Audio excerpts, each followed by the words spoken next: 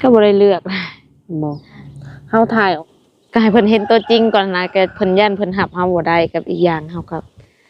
บ่แม่นสิคนงามคนรวยอีหยังแบบนี้นะย่านเพิ่นหับสภาพบ่ได้กับอีกอย่างก็มีลูกติดแล้วย่านเพิ่นหับบ่ได้5 ล้านเนี่ยมึงเนี่ยอิงตามเว้าเพิ่นเว้านะ15 ล้าน เพราะว่าเฮาก็บ่ฮู้นะว่าแบบสิอยู่อันโดยสบายดีFC เบ่ทุกคนเด้อยินดีต้อนรับทุกคนเข้าสู่ช่อง YouTube ของสาวบุญเปียงสาวลาวเนาะทุกคนมาพบมาพอกับสาวบุญเปียงในมื้อนี้เป็นยามเที่ยงแล้วเนาะ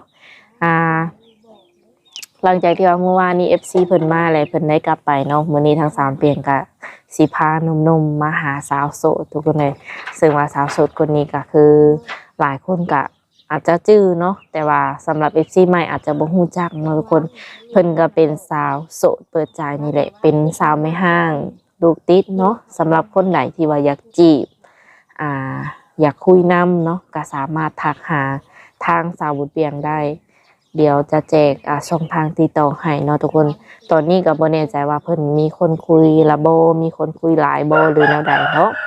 โดยฝากกดไลค์กดแชร์กดติดตามให้สาวบุญเปียงในเด้อเพื่อเป็นกำลังแห่งใจให้สาวบุญเปียงเฮ็ดคลิปต่อๆไปเนาะถ้าหากว่าผิดพลาดประการใดก็ต้องขอโทษไว้ก่อนเด้อ FC เด้อโดย โดยสบายดี โดยวันนี้ก็มาพบกับสาวโสดเนาะทุกคนเนาะ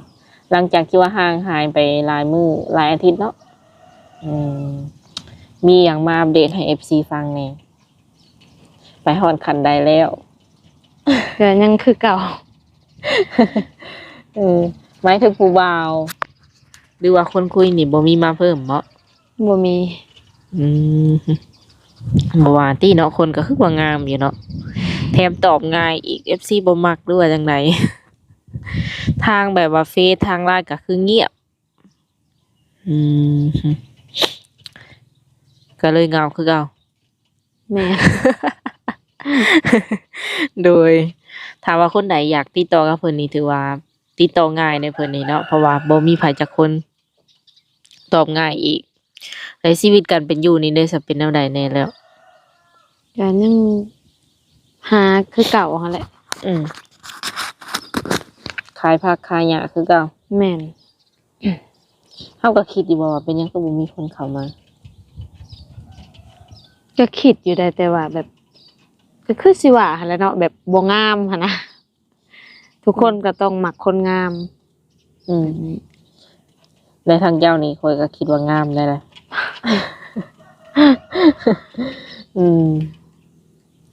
แต่บ่ได้ซีเรียสบ่ในความคิดเฮา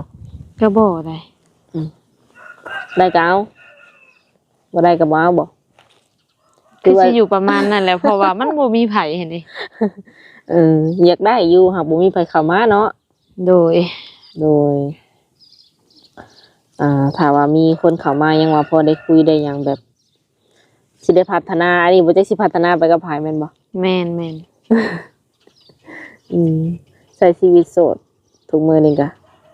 ไปเล่นไปเที่ยวดูอยู่บ่ก็บ่ได้ค่อยได้ไปนอกจากมีงานจังไปนะมึงงานหยังที่แบบเฮามักไปเล่นไปสังสรรค์ถ้าเป็นงานวันเกิดบ่หรือว่างานแบบผูกคอต่อแขนนี่หยังหั่นนะก็ได้ไปนำหมู่หมู่คู่นี้ได้คู่ได้คิงไปเบิดแล้วบ่แม่นเพิ่นสร้างครอบครัวไปหลายคนแล้วหมู่เป็นอะไรสมัยนี้คือว่าเงียบแต่เฮือนจ้ะลูกเต้าไปใส่เบิดแล้วอันนั้นเพิ่นลงไปเฮือนบุญกับแม่ใหญ่ที่ผ่านมานี่ก็แบบว่าเลือกหลายอยู่บ่ก็บ่ได้เลือกบ่เฮาถ่ายออกไปนำหลายช่องอยู่เนาะที่ผ่านมาแต่ว่ายังบ่มีใครเข้ามาคือเก่า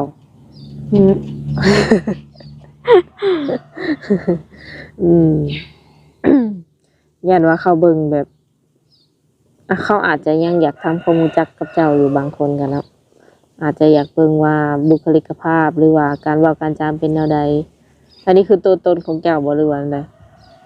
แบบเป็นตัวของเราเองบ่ตอนนี้ แม่น เวลาบ่มีกล้องก็ว่าแบบนี้บ่ ก็แบบเป็นคนสิเว้าหลายหั้นนะเวลาบ่มีกล้องก็แบบบ่เคย มักเว้าร้ายเนาะหนึ่งเนาะ แม่น สองนี่ใจฮ้อนบ่ ใจฮ้อน เป็นคนเว้าแบบไวๆละลาย โดย เพราะว่าหมู่ก็จนว่าสิเกี่ยวกันกับเป็นแม่ค้าเนี่ยบ่ก็ถ้าเป็นแม่ค้าก็ต้องเว้าต้องปากแน่นั่นเนาะ อืมคือเวลาลูกค้าย่างกายมานี่ต้องเลยเอิ้นทุกคนเลยบ่ลือแนวใดการที่ว่าเฮา แบบ เว้าเป็นแบบ มันอิงตามหั้นนะสมมุติว่าถ้าเพิ่นแนมบ่หรือว่าอีหยังแบบกล้าว่าคือแบบว่าคือเพิ่นสิซื้อบ่หรืออีหยังเฮาก็ต้องเอิ้น โดยหมายถึงว่าเพิ่นแนมเบิ่งภาคเฮาเลยเฮาต้องเอิ้นเพิ่นเข้ามา แม่น อืมจากที่ว่ามื้อก่อนนี่เว้าบ่ได้เป็นเลยมาเป็นแม่ค้าแล้วเริ่มเว้าเป็นหลายขึ้นกว่าเก่าสิบ่หรือจังได๋ แม่นแต่เก่าก็เว้าปกติแหล้วเนาะแบบว่าตามภาษาอันนั่นแหละแต่ว่าเป็นแม่ค้าก็ต้องเว้าหลายขึ้นแน่ อืมทุกมื้อนี้รับอีหยังไปขายเพิ่มแล้วบ่นอกจากผัก บ่มีอันนั้นอยากหับเป็นเครื่องเป็นหยังอยู่ แต่ยังบ่มีต้นทุน คือความหมายก็อยากขายทุกสิ่งทุกอย่างอยู่เนาะ แม่นคือแบบหมู่ทักมาถามว่าอันลงทุนนำกันบ่อิหยังออกนำกันบ่อิหยังแบบนี้แต่ว่าทางนี้ยังบ่มีต้นทุนแล้วก็บ่ได้เฮ็ดนำหมู่มีแต่ไปขายผักอย่างเดียว ถ้าไปขายผักก็ต้องรับเอานำเพิ่นก่อนถ้าเงินบ่ทันก็อันต้องเอาผักไปขายก่อน ถ้าได้ต้นทุนแล้วก็เอามาให้เพิ่นกำไรค่อยเอา อืมถือว่าเพิ่นนี่ก็ใจดีเนาะ โดย ให้เฮาเอาไปขายก่อนได้ เงินนี่ก็คือมาให้ตามหลัง ขายมื้อต่อมื้อนี่ต้องจ่ายมื้อต่อมื้อเลยบ่หรือว่า มันอิงตามบางเทื่อขายบ่เบิดแล้วก็ครอบเขานำหรือว่ามันเปื่อยบ่หรือมันแบบว่ามันเน่ามันหยังแล้วก็ต้องถิ่มแต่ว่าทุนน่ะก็ต้องให้เพิ่นอยู่แล้ว คือ แต่ว่าก็ครอบเพิ่น อ่า สมมุติเฮาก็เอาตัวใหม่ไปถ้าขายได้แล้วก็จังเอามาให้ผู้ที่เฮาติดเมียน รับไปหลายคนบ่ฟังเว้านี่รับไปหลายคน แม่นรับหลายคนเพราะมันอิงตามสมมุติถ้าเอาซอยผู้นี้ก็ต้องโจ๊กผู้หนึ่งหั้นนะผักมันบ่ค่อยได้ขายมันบ่เป็นราคา ทุกมื้อนี้นี่ผักมันชื่อว่าอะไรราคาถูกบ่ แม่นไผก็ปลูกได้เด้มันแดด อืม คันเป็นยามนั่นแหละราคาดีบ่ แม่นเลยยามผลแล้วราคามันก็แพงนี่ อืมมีอาชีพเป็นแม่ค้าแต่ว่าขาดคนหนุนหลังเนาะหรือว่าซัพพอร์ตเนาะทุกคน สมมุติว่าค่อยหาให้แบบเพิ่นเฒ่าเจ้าก็สิเอาบ่ ก็ แบบว่าอายุหลายซะเนาะบ่เว้าเฒ่าก็ยาซะ โดยก็อิงตามก็ให้เพิ่นเห็นตัวจริงก่อนนะก็เพิ่นย่านเพิ่นรับเฮาบ่ได้กับอีกอย่างเฮาก็บ่แม่นสิคนงามคนรวยอีหยังแบบนี้นะย่านเพิ่นรับสภาพบ่ได้กับอีกอย่างก็มีลูกติดแล้วย่านเพิ่นรับบ่ได้ หากเจ้าบ่ติบ่หมายถึงว่าเจ้านี่บ่ติเพิ่น ก็แบบ หรือว่าเจ้าก็อยากเห็นตัวจริงเพิ่น ก็อยากเห็นตัวจริงก่อนค่ะ สมมุติว่าเว้าถือกันบ่หรือว่าอีหยังแบบหยังก็เว้ากันก่อนหั่นนะ จังค่อยว่ากันบ่แม่นแบบมาเห็นแล้วสิเอาปึ๊บเลยก็ยังบ่ทันว่า อันนี้ก็คือถามคร่าวๆก่อนเนาะสำหรับ FC ที่ว่าเพิ่นก็บางคนเพิ่นก็อยากเข้ามาเติมเต็มอยากเข้ามาสิว่าได๋เข้ามาจีบอยู่เนาะแต่ว่าเพิ่นอายุค่อนข้างว่าหลาย โดย ย่านว่าบ่สมเจ้าย่านว่าเจ้าติเนาะที่ว่าเพิ่นเฒ่าหั่นแหละ นัดมาเบิ่งตัวเลยบ่คุมหมาย ก็แล้วแต่เพิ่นสะดวกหันนะ จะคุยกันก่อนหรือว่าจะมาเบิ่งตัวจริงกันก่อนก็แล้วแต่เพิ่น โดย เอาได้ทั้งสองเลยทุกคน พร้อมกว่านี้นี่บ่มีอีกแล้วเนาะ จะว่าบ่มีแต่ว่าเบิ่งกันไปเพิ่นอายุหลายเลยเพิ่นสิแบบว่ารับเจ้าได้บ่เจ้าสิรับเพิ่นได้บ่ประมาณนี้ แม่นแม่น เอาตรงๆกับคือเฮาถ้าเป็นไปได้เฮาเลือกได้อยากได้คนหนุ่มบ่ มันพอประมาณก็ได้หั่นนะ ที่สิเอามาเป็นผัวเฮาอีหลีประมาณนี้นะมันต้องเว้าได้เลยเนาะสมมุติว่า ในใจเฮามันต้องมีอยู่แล้วแบบสเปคของเฮาว่าเฮาอยากได้ประมาณนั้นประมาณนี้เอามาแล้วต้องเฮ็ดให้ใส่หน้าบ่ ก็ถ้าแบบเพิ่นมีแบบมีเวียกมีหยังของเพิ่นอิหยังก็ถ้าเฮ็ดบ่ได้ก็เพราะว่ามันมีคนเฮ็ดแล้ว หมายถึงหน้าเจ้าน่ะมีคนเฮ็ด แม่น พอง่ายคันเปรียบเทียบแบบว่าเพิ่นมีธุรกิจของเพิ่นเนาะเพิ่นแบบว่าเพิ่นเฮ็ดนาบ่ได้บ่หรือว่าอิหยังแบบมีแต่ต้องเฮ็ดงานอิหยังก็ได้แบบนี้หั้นนะ แต่เจ้าสะดวกไปเป็นแม่เฮือนแม่ซานเฮ็ดกับข้าวแบบว่าถ้าผัวกลับบ้านอยู่บ่ ก็สะดวกอยู่เพราะว่า ถ้าสมมุติว่าไปๆมาๆได้อยู่ถ้าอยู่พุ่นเนาะประมาณเดือน2เดือนหรือ3เดือนมาแบบนี้นะแล้วก็มาเจาะฟังพี่มาอยู่พี่ถ้ามีเวียกมีงานก็มาแบบนี้ได้อยู่ สำหรับบางคนที่ว่าเพิ่นอยากมาอยู่ลาวเพิ่นอยากมาใช้ชีวิตคู่กับเฮาอยู่ทางนี้นี่คิดว่าจะแบบพากันทำมาหากินแบบแต่ในความคิดของเจ้าถ้าว่าได้ผัวมาแล้วผัวมีต้นทุนให้เฮาแล้วเฮาสิแบบค้าขายแบบใด มันก็ต้องจะหาในมันขายเครื่องออนไลน์แน่แบบอหยังแบบนี้นะแบบเอามาขายเครื่องแบบขายส่งขายหยังไปแบบนี้นะเพราะว่ามักแบบนี้ ถ้าเปิดห้านกับมันยังบ่ค่อยมักปานใดเพราะว่ามักแบบไปขายผักกลัว ขายเบิดได้แล้วประมาณนี้ แม่นแบบเฮามีเวลาพักผ่อนแน่ถ้าอยู่เฮือนน่ะถ้าสมมุติว่าขายเครื่องออนไลน์นำแบบเฮาต้องตอบลูกค้าอีหยังไปแบบนี้นะถ้ามีต้นทุน อยู่ใส่กระตอบได้นะตัวนี้เนาะ แล้วมันสิเป็นแบบ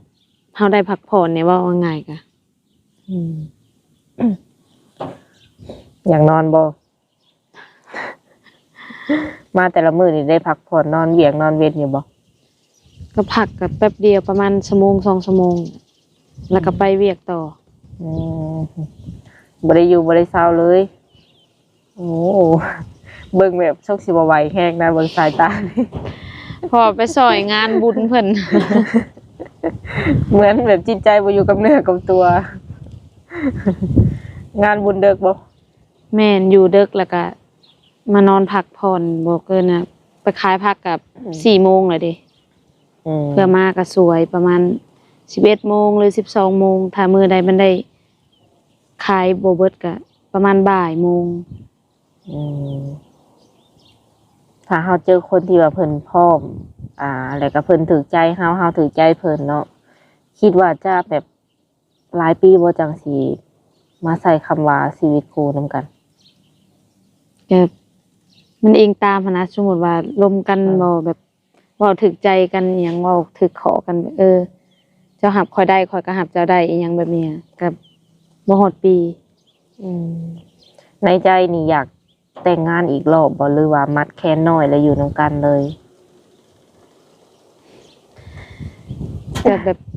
อยากแต่งอีกหั่นนะถ้าสมมุติว่าเว้าอันอิหยังคือเพิ่นว่าผูกแขนน้อยแล้วมานั่นเลยก็ได้อิงตามก็สบายอย่างหนึ่ง ในใจนี่ก็ยังอยากแต่งอยู่เนาะ แต่ว่าด้วยความที่ว่าถ้าเพิ่นสะดวกก็คือแต่งถ้าเพิ่นบ่สะดวกก็คือมีอนุโลมให้ โดย มัดแขนยืนขาดง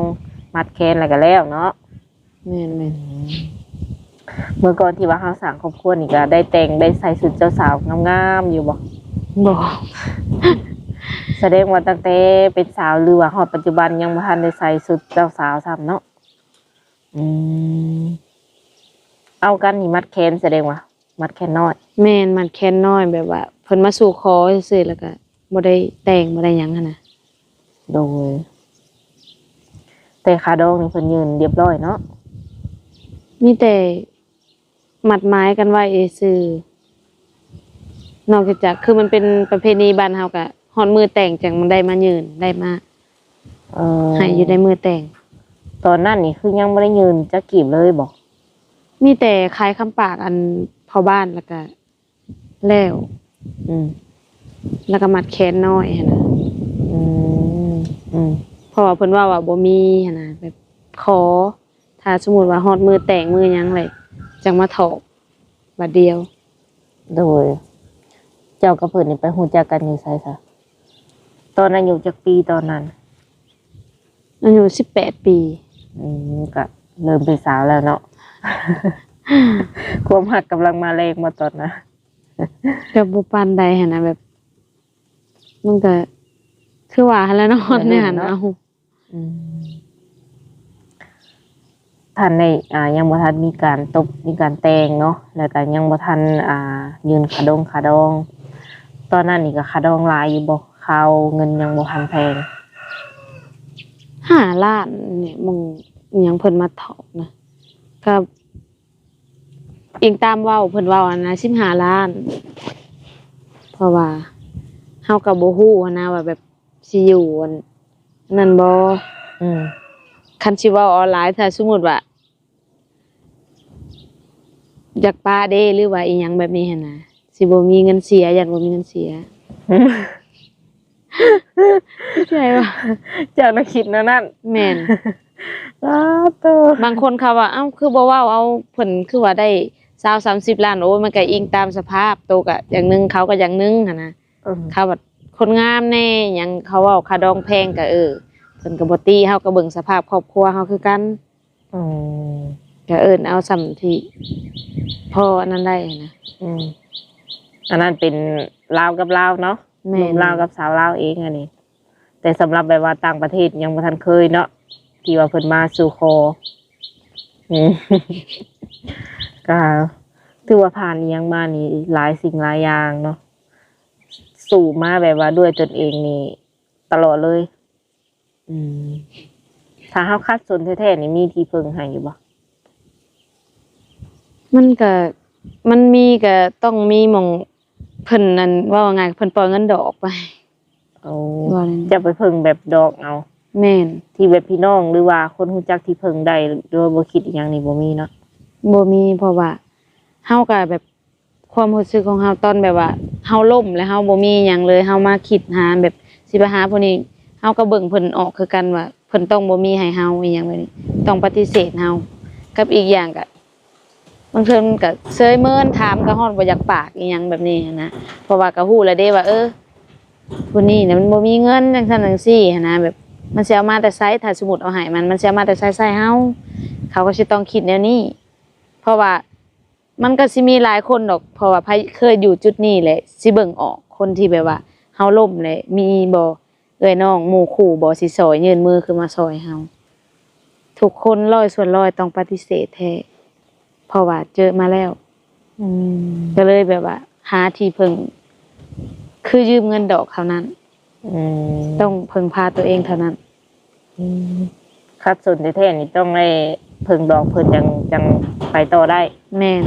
เออบ่มีไผเลยเนาะ อืม บัตรดอกเฮานี่ต้องได้มีแนวค้ำประกันคือที่แบบหลายๆบอนบ่ แม่นต้องได้ค้ำประกัน เพิ่นต้องมี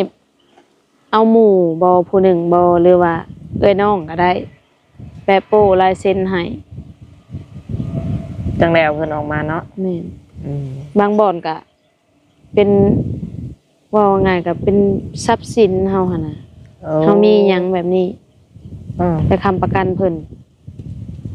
ถ้าสมมุติว่านัดเพิ่นบ่เดือนนั้นหรือวันที่นี้แหละต้องไปจ่ายเพิ่นตามกำหนดแล้วเพิ่นจังสิคืนให้ อืมขากายกำหนดก็คือยืดบ่ ถ้ากายกำหนดก็เพิ่นเพิ่มดอก โอ้ยันว่ายืด บ่ยืน เพราะว่าเพิ่นก็ถามรายละเอียดก่อนเด้เจ้าสิเอาแบบใดแบบเฮาก็ต้องถามรายละเอียดเพิ่น อืมอืมอืม โชคชะตาก็คือว่าแหละแต่ละคนบ่คือกันเนาะทุกคน ขึ้นอยู่กับบุญวาสนาแน่แล้วก็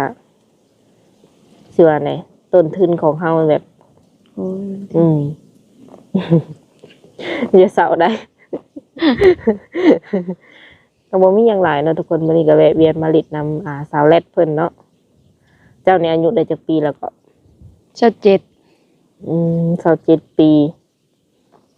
เกือบ28แล้วบ่ แม่นสิเข้า28แล้วเดือน10เนี่ยก็28แล้ว อืม แล้วใดก็เป็นกำลังใจให้เพิ่นเนาะทุกคนมีแต่ว่าทักมาเอานำสาวบุญเปียงใหม่เด้อทุกคนลองเปิดใจคุยกับเพิ่นเบิ่งเนาะเพิ่นก็บ่ได้แบบ อ่านิสัยบ่ดีปานนั้นเนาะทุกคน ย่านแบบบางคนเขาย่านเจ้าเด้ที่ว่า แม่น ว้าวหลายช่วงสิให้เก่งแท้ว่าบางคน ขึ้นอยู่กับคนคุยเลยเนาะ แม่น มาให้นี่ใส่บ่ยากบ่ ก็แบบก็สิแบบบ่ได้ด่าบ่ได้หยังดอกสิถามไปว่าเอ้าเป็นหยังคือเว้าแบบนี้ใส่กับอีกอย่างก็บ่เคยรู้จักกันอีหยังแบบนี้นะเจ้าคือเอาอีหยังมาตัดสินจังซั่นจังซี่คือแบบว่า มันสิมีอยู่เนาะแบบคนมาเว้าใส่นะแม่นอยู่แบบสาวลาวเขาว่าหลอกเก่งมีสังนั่นน่ะแล้วมารวมใส่กันเลยแล้วเห็นมาเปิดใจแบบนี้เขาก็สิเว้าใส่ว่าเป็นน้ำเดียวกันบางคนคิดว่าเงินเบิดเนาะเงินเบิดแล้วมาเปิดใจใหม่ว่าซั่นแม่น ที่จริงแล้วบ่มีไผจักคนมันบ่มีคนไผเข้ามาคุยซับนะแม่นบ่ก็บ่เป็นหยังเนาะทุกคนเนาะแต่ละคนบ่คือกันอะไรมีแต่ว่าใส่ใจคุยเบิ่งคันเบิ่งแบบว่าญาติไว้ก่อนจังเข้ามาก็คือจะบ่ได้ฮู้จักกันเนาะแม่นเป็นคนเว้าหลายอยู่แต่แบบเวลาหมู่สิเว้าใส่เลยสิบ่เว้าคืนแล้วสิเก็บแบบว่าคำหมู่เว้าแล้วก็มาให้คนเดียวหั่นน่ะแบบมัน จักสิว่าแนวใดแบบสิบ่ปากแล้วมาเครียดผู้เดียวแล้วก็ให้อันเบิ่งทรงที่โต้ตอบมานะแม่นเบิ่งทรงที่โต้ตอบนี่คือบ่โต้ตอบเครียดแล้วเฮ็ดอะไรบัดนี้ได้แต่หายซื่อแม่นนั่นเถอะก็นั่งแล้วก็ คิดมาแล้วก็ให้คนเดียวแล้วก็แล้วไปหั่นน่ะ ผู้บ่าวก็คือกันนั่นแหละเนาะได้กินข้าวกินน้ำแล้วบ่ขาแบบไปขายเครื่องมายังบ่ได้กินเบิ่งทรงเมื่อยๆเนาะ มีแต่ว่าหลังสัมภาษณ์แล้วก็พักผ่อนนำเนาะชีวิตบ่แม่นชีวิตซะแบบสภาพร่างกายเฮามันบ่ไหวเบิ่งนี่เนาะแม่น โอเคสำหรับคลิปนี้ก็จะได้ขอตัวจบไว้ก่อนเนาะ FC คนไหนที่ว่ามีอีหยังอยากถามหรือว่าอยากช่วยเหลือทั้งเพิ่นเนาะทั้งเฮาก็ยินดีเป็นสะพานให้เนาะเพราะว่าจะเป็นข้าวต้มขนมลูกเนาะไปทำโรงเรียนทุกมื้อแม่นบ่แม่น โดยสำหรับคลิปนี้สาวบุญเปียงและก็สาวแลดจะได้ขอตัวจบไว้ก่อนเด้อ